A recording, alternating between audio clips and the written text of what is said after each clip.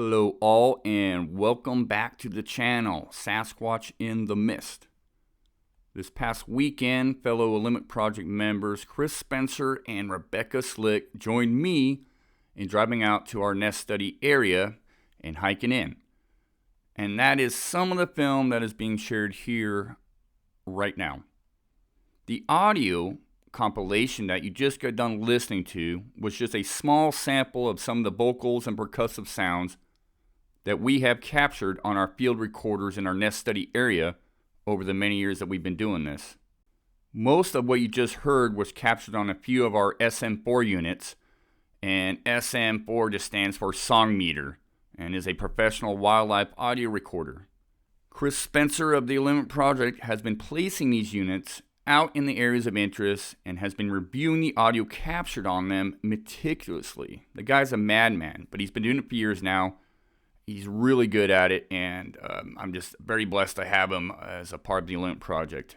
And by reviewing, I mean he has been visually and audibly reviewing the audio recordings through programs like Audacity and utilizing a color spectrogram, which enables Chris to look at the different signatures visually and compare them to known animals, people, etc., etc.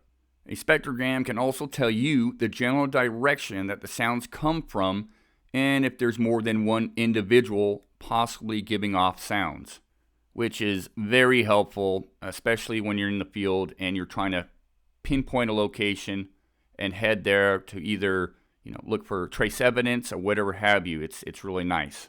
But like I said before, this is just a very small sample of our library of recordings.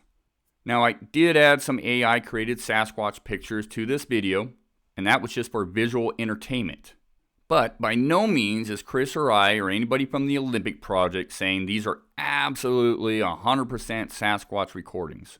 What we call them is suspect sounds, as they don't match typically any of the known animals in these areas. And we rule out people and everything else before we call them suspect.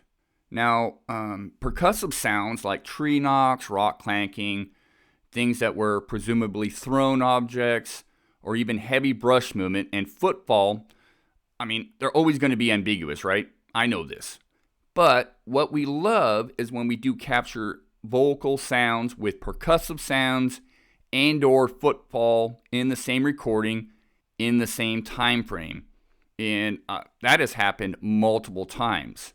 And it really paints a picture.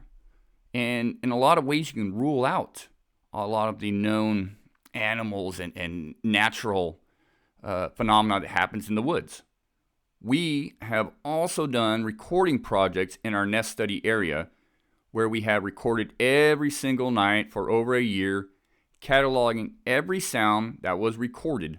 That includes every species of animal, every suspicious percussive, and every suspect vocal or sound. Chris and our good friend Wes with Squatchometrics, and Wes with Squatchometrics, he's a data analysis guy by trade. That's what he does for a living. And Wes has a Facebook group where you can look it up on Facebook, and it is a plethora of information. But Chris and Wes would file all of this information into a spreadsheet for analysis. We actually have some of the information that you can find on our Limp Project website if you feel like checking that out. And I highly recommend doing that. Okay, well, that's going to about do it for me today. I hope you enjoyed this short video. And before I leave, I'm going to take you guys down into the original nest area. We're out there right now looking for new nests, and so we went back to the original nest area to see if anything new was there. Unfortunately, nothing new to be found. There's not much to be seen. It's overgrown. There's tree fall. Nature has taken over, and there's no sign of anything new happening in that area. But I just want to take you guys down in there, and you'll have to forgive me. My camera skills are a little off, and so you might get a little dizzy, but I hope you enjoy it. And until next time, I appreciate you all. See you later. In the actual original nest area, all of the huckleberry has grown back. All the limbs, tips. There's a ton of tree fall in here. It's unrecognizable. We never know there was nests in here. In fact, there was a nest right there. We did take samples from that.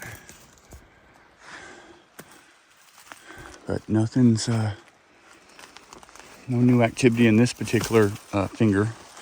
There's multiple fingers in this area that we found multiple nests on. But it doesn't look like anything new has been through here as far as making nests. Yeah, it's unrecognizable. This area at one point in time had all of these huckleberry branches. There's an old one. See where it was stripped. Up to 9 feet off the ground. But nothing new to be seen. So that's one finger in this vast area that we've explored with no new signs of anything building or constructing a nest. We're right above that seasonal salmon creek.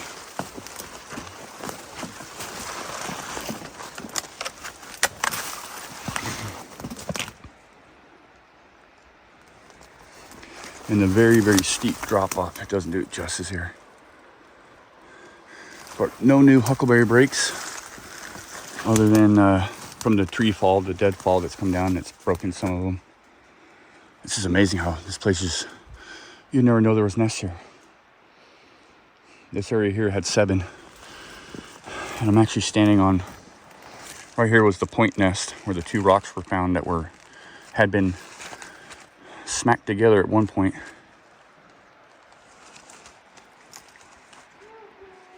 There's Spencer.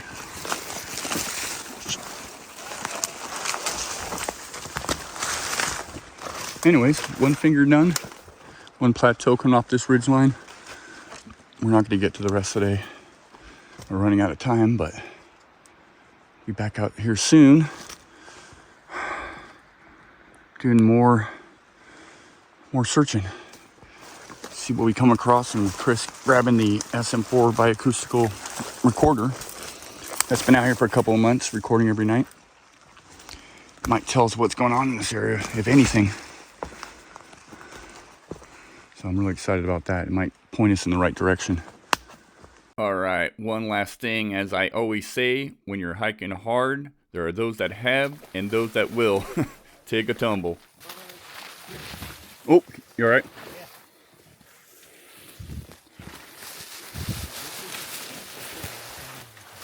Oh yeah, I see.